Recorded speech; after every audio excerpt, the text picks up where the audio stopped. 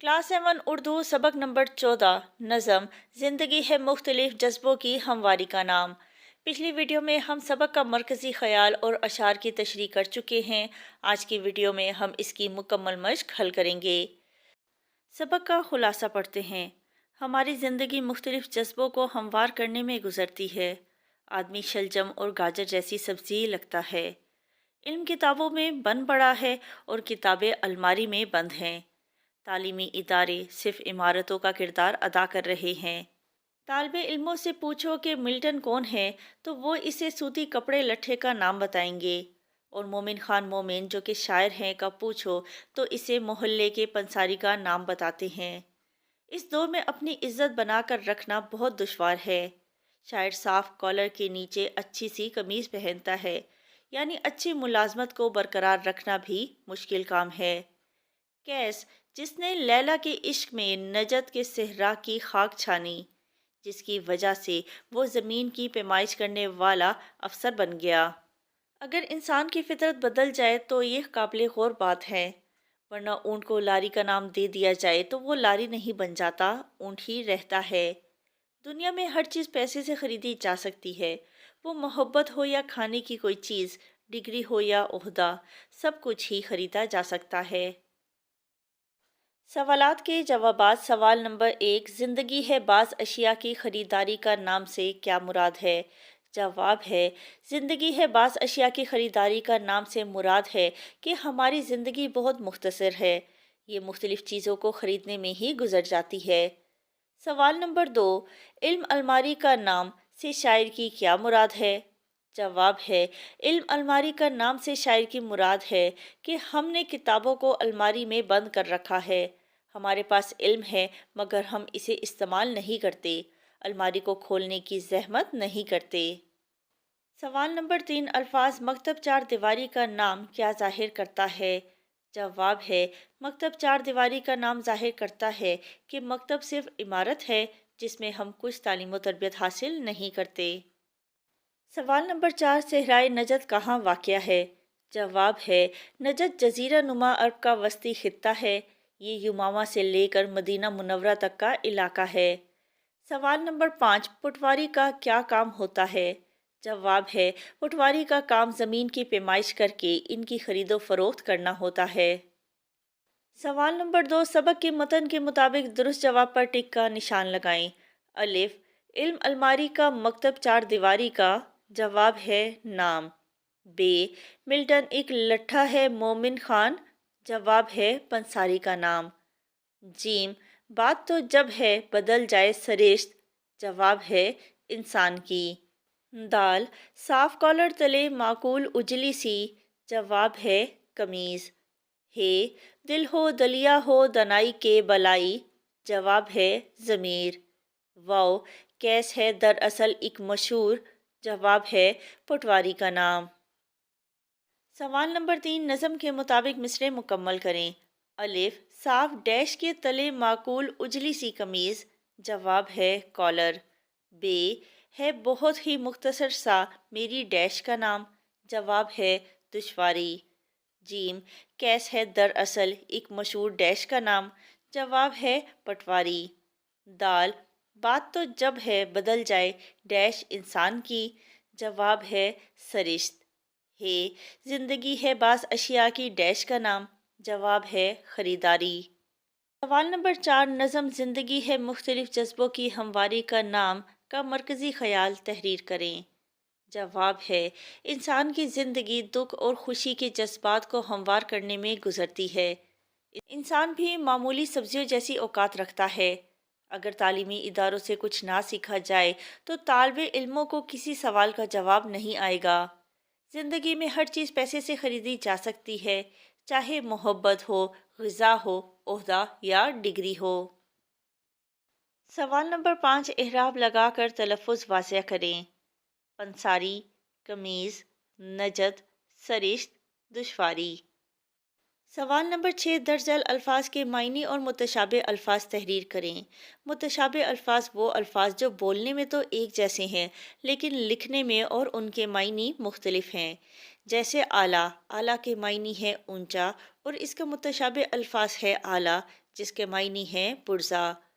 علم، علم کا معنی ہے جھنڈا، اس کا متشابہ الفاظ ہے علم جس کا معنی ہے غم۔ آم، آم ایک پھل کا نام ہے جس کا متشابہ الفاظ ہے عام جس کے معنی ہے معمولی۔ حامی، حامی کے معنی ہے حمایت کرنے والا اور حامی کا متشابہ الفاظ ہے حامی جس کے معنی ہے رضامندی۔ کثرت، کثرت کے معنی ہے زیادتی اور کثرت کا متشابہ الفاظ بھی کثرت ہے جس کے معنی ہے ورزش۔ روزمرہ اور محاورہ۔ روزمرہ کیا ہے؟ وہ بول چال جو اہل زبان اختیار کرتے ہیں، یعنی وہ جملے جو ہم بولتے ہیں یا جملوں میں وہ الفاظ جو ہم بولتے ہیں، خواہ وہ قواعد کے مطابق درست نہ بھی ہوں، روزمرہ کہلاتی ہے۔ مثال کے طور پر میں نے کراچی جانا ہے، یہ درست روزمرہ نہیں ہے، بلکہ مجھے کراچی جانا ہے یہ درست روزمرہ ہے۔ اسی طرح وہ ہر یوم اسکول جاتا ہے، یہ درست روزمرہ نہیں ہے، بلکہ وہ ہر روز اسکول جاتا ہے، یہ درست روزمرہ ہے۔ محاورہ، محاورہ کیا ہے؟ الفاظ کا ایسا مجموعہ جو اپنے اصل معنوں کی بجائے مجازی معنوں میں استعمال ہو، محاورہ کہلاتا ہے۔ مجازی معنی کہتے ہیں غیر حقیقی معنی کو، یعنی جس میں حقیقی معنی کے ساتھ تشبیہ کا تعلق ہو۔ مثلاً آسمان سر پر اٹھانا کا مطلب ہے بہت زیادہ شور کرنا، اسی طرح آگ بگولا ہونا کا مطلب ہے بہت زیادہ غصے میں آنا۔ یاد رکھیں، محاورے کے الفاظ میں تبدیلی نہیں کی جا سکتی، جیسے آسمان سر پر اٹھانا کی جگہ فلک سر پر اٹھانا نہیں ہو سکتا۔ سوال نمبر 7، محاورات کو جملوں میں اس طرح استعمال کریں کہ ان کے معنی واضح ہو جائیں۔ آب آب ہونا، والدین سے جھوٹ بولنے کے بعد سارہ اپنی اس حرکت پر آب آب ہو گئی۔ آگ بگولا ہونا، ذرا ذرا سی بات پر آگ بگولا ہونا عقل مندی نہیں۔ اپنا الو سیدھا کرنا، احمد نے افسر کی تعریف کر کے اپنا الو سیدھا کر لیا۔ باغ باغ ہونا، علی کی ترقی دیکھ کر اس کے والدین کا دل باغ باغ ہو گیا۔ منہ کی کھانا، حسد کرنے والے اکثر منہ کی کھاتے ہیں۔ پھولے نہ سمانا، مرغی نے انڈوں سے چوزے نکلتے دیکھے تو وہ خوشی سے پھولے نہ سمائی۔ رموز اوقات، رموز رمز کی جمع ہے جس کے معنی اشارے کے ہیں، اوقات وقف کی جمع ہے جس کا مطلب ٹھہرنا یا رکنا ہے۔ یوں رموز اوقات سے مراد ٹھہرنے کے اشارے یا علامات ہیں۔ اردو لکھتے ہوئے ہم ایسی بہت سی علامات کا استعمال کرتے ہیں جس سے دوران مطالعہ عبارت آسانی سے سمجھ آ جاتی ہے اور ہر بات واضح ہو جاتی ہے۔ رموز اوقات ان نشانات یا علامات کو کہتے ہیں جو ایک جملے کو دوسرے جملے سے یا ایک ہی جملے کے ایک حصے کو دوسرے حصے سے الگ کرنے اور واضح انداز میں سمجھنے میں مدد دیتی ہیں۔ ختمہ، کسی بھی جملے کو ختم کرنے کے لیے اس کے آخر میں جو علامت لگائی جاتی ہے اسے ختمہ کہتے ہیں اور یہ ختمہ کی علامت ہے۔ مثال، آپ نہایت نرم دل ہیں، یہاں پر ہمارا جملہ مکمل ہو گیا ہے تو اس کے آخر میں ہم ختمہ کی علامت لگائیں گے۔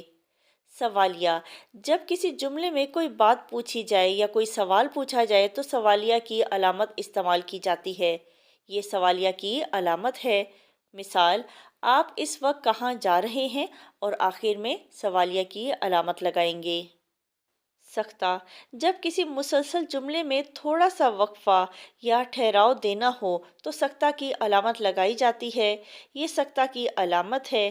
سکتہ کی مدد سے جملے کے حصوں کو الگ الگ رکھنے اور عبارت کو آسانی سے پڑھنے میں مدد ملتی ہے۔ مثال، احمد، بیچ میں ہم لگائیں گے سکتہ کی علامت، پھر اسلم، پھر سکتہ کی علامت، فاروق اور حامد دوست ہیں۔ ندائیہ، جب کسی جملے میں کسی کو مخاطب کرنا ہو یا حیرت یا جذبات کا اظہار کرنا ہو تو مخاطب کرنے یا حیرت وغیرہ کا اظہار کرنے کے لیے لکھے گئے الفاظ کے بعد ندائیہ کی علامت استعمال کی جاتی ہے اور یہ ندائیہ کی علامت ہے۔ مثال، یا اللہ، اب ہم لگائیں گے ندائیہ کی علامت، ہم پر رحم فرما۔ واوین، جب کسی عبارت میں کوئی قول، اقتباس و وضاحت یا بیان درج کرنا ہو تو شروع اور آخر میں جو علامات استعمال کی جاتی ہیں انہیں واوین کہا جاتا ہے۔ واوین کی علامت یہ ہے۔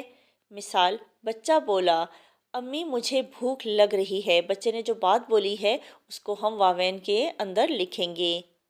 رابطہ، اس کا استعمال وہاں ہوتا ہے جہاں کسی جملے کے سابق بات یا خیال کی تشریح یا تصدیق کی ضرورت ہو۔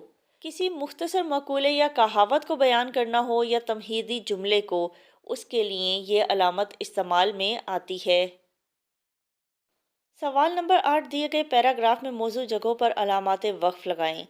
ताहिर, नासिर, फ़ाहद और जलील अच्छे दोस्त हैं।